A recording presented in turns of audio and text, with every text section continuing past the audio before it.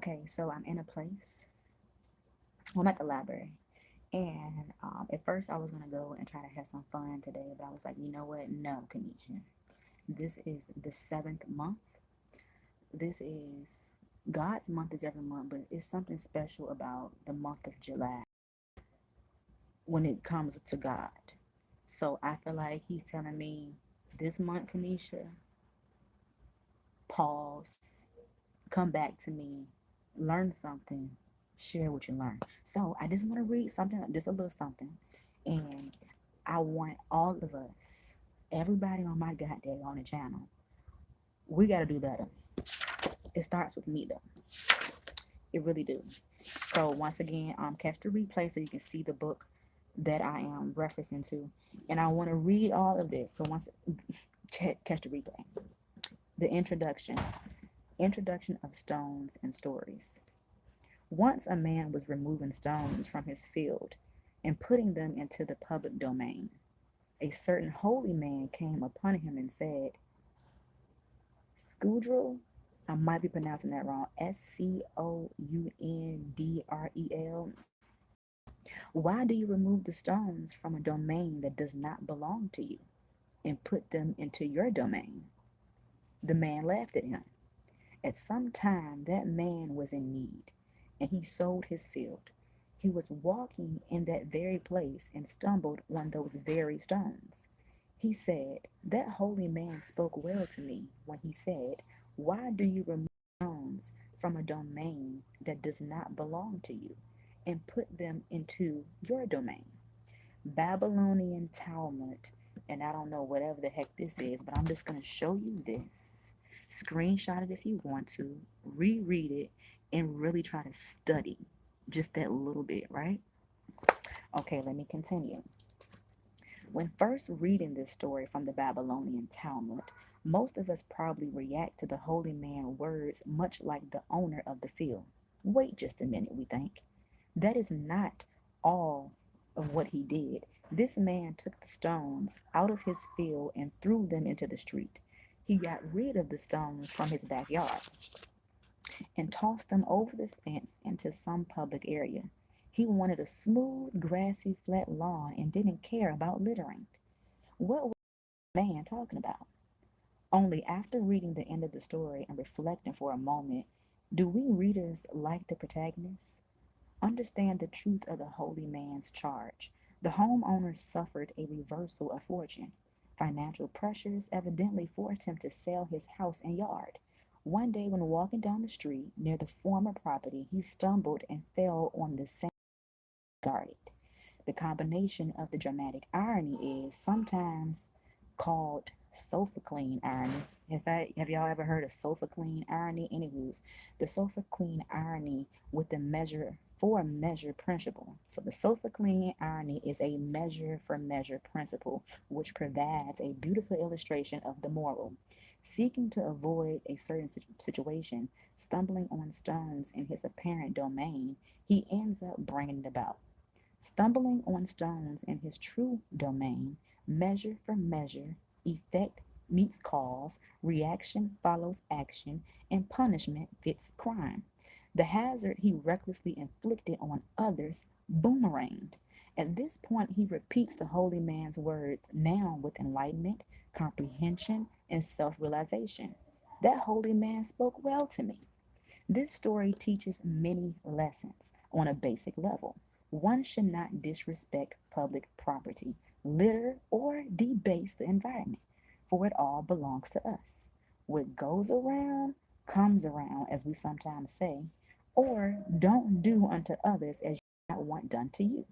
We also learn the importance of humility, of not laughing at the words of others we fail to understand. I want to read that again. We also learn the importance of humility, of not laughing at the words of others we fail to understand. For these may possess its valuable, for these may possess valuable wisdom. Most significant is the core message which the holy man articulates, the protagonist repeats at the end. While we human beings naturally feel that our lawfully acquired property, our possessions, our house, and especially our land belongs to us and cannot be taken away, in truth, all material wealth is subject to changing circumstances. Acquisitions can easily be lost by theft or cheat, by swindlers or strongmen, by the arbitrary, oh yeah, by the arbitraries of fate. The only goods we truly possess are those we share with others. This is where I come in. I'm not a know it all, but what I do share with y'all on my channel, I try to share it with you in the way that it comes natural to me. All right. So I want to go back over this humility thing. I am guilty on some days. So most days I am very understanding about one's speech. I know that we all do not come from the same environment. I know that we all do not have the same resource to get somewhere or become something. I know these things, but I just fall short when I get pissed. I have to learn how to stop getting pissed because I understand that we humans, and I know how we humans are because I'm the perfect human that can be all of us. I may not have made that sense. Let me continue reading. I want to reread this humility part again. We also learn the importance of humility, of not laughing at the words of others we fail to understand, for these may possess invaluable wisdom. Let me just say, when I come on here, no, I ain't got the right example, so I'm gonna leave it be. Let me continue. All right, so what I just left off on, I was reading on possessions, things being taken away. So this is something that I actually at the beginning of my channel. I always say I really don't want these possessions and things because I don't want to come to a place where I'm just focused on my possessions, like my car. If something happened to it.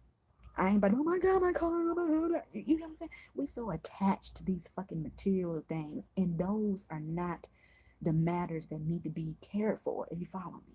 Wait, let me continue reading. But let me continue reading. So, the only goods we truly possess are those we share with others. All right, like public spaces, including libraries, museums, public beaches, public gardens, national parks. Paradoxically, paradox is it paradox?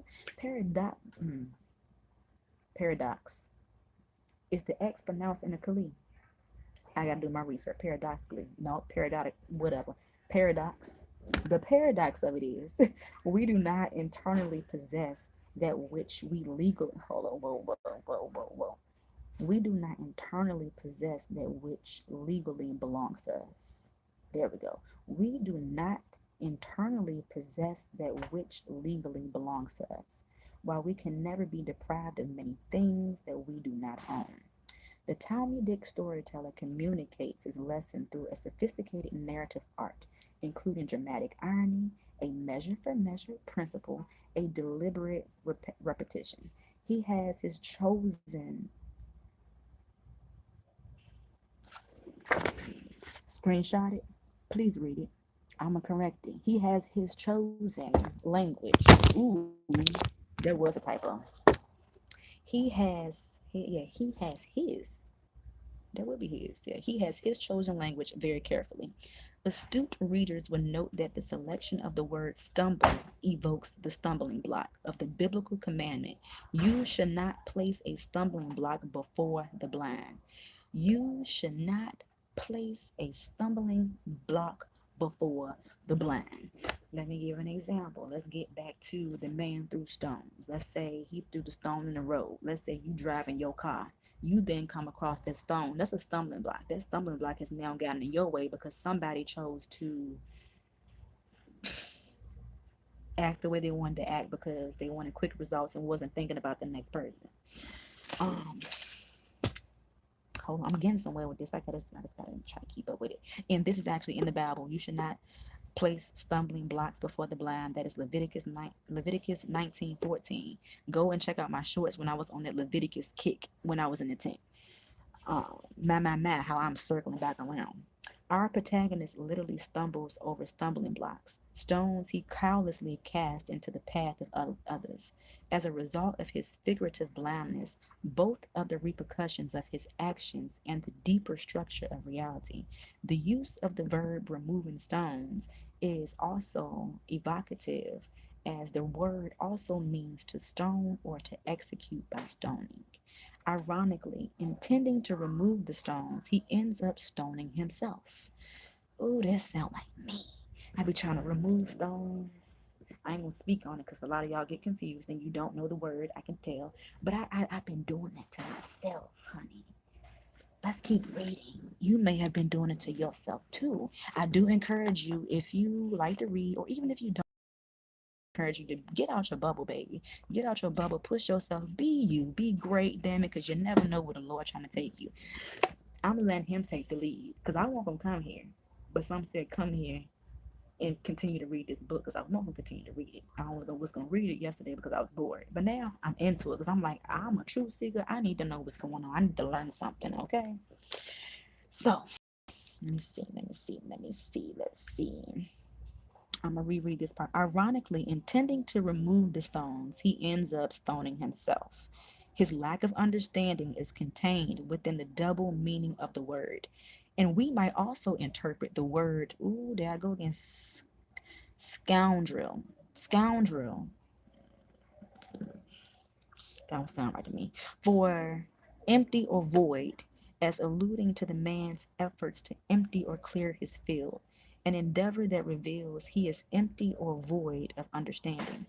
The protagonist, in fact, experiences a double fall, a figurative fall from prosperity, which ultimately causes him the literally fall, or literal fall, over the stones. What provoked his fall from prosperity, the storyteller does not tell us. We are probably meant to antagonize the answer from the literal fall. The same short sightedness, self centeredness, and lack of concern for others. In this way, the storyteller tries to move us to embrace the rabbinic worldview in its wider sense, to always act with sensitivity, forethought, and understanding. Like many Talmudic narratives, this brief story teaches us a deeper perspective on reality in contrast with superficial appearances. The holy man, a type of rabbinic figure, on one hand, do I want to keep reading? I was not. Oh, sorry. I'm trying to understand what I just read. Is now. Let's see. It's like the bad wine. The Lord wants us to comprehend, understand, seek counsel. This is not. I like this book. Hold on, right back. So the contract supervision. So the holy man type figure to one hand. Let's see where we're going with this. My other hand is down.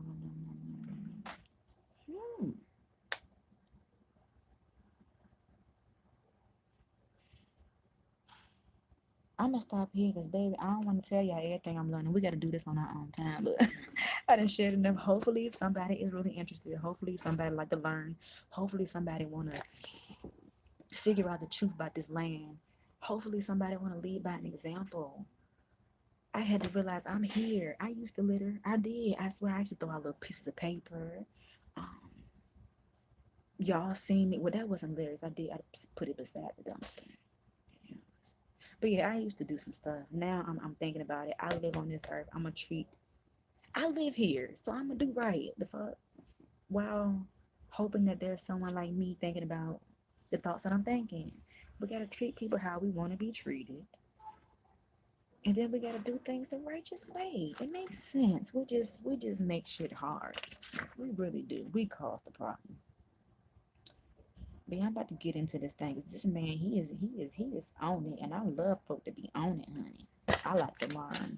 So I just want to come on here and share that. I hope that you enjoyed for what it was. I hope that I read it clearly for you. If I didn't, I'm sorry. That's why I'm encouraging you to go to your local library and once again check out this book. Or if you don't want to go to the library, pick up Google and yeah. All right, y'all. I'll catch y'all a little bit later.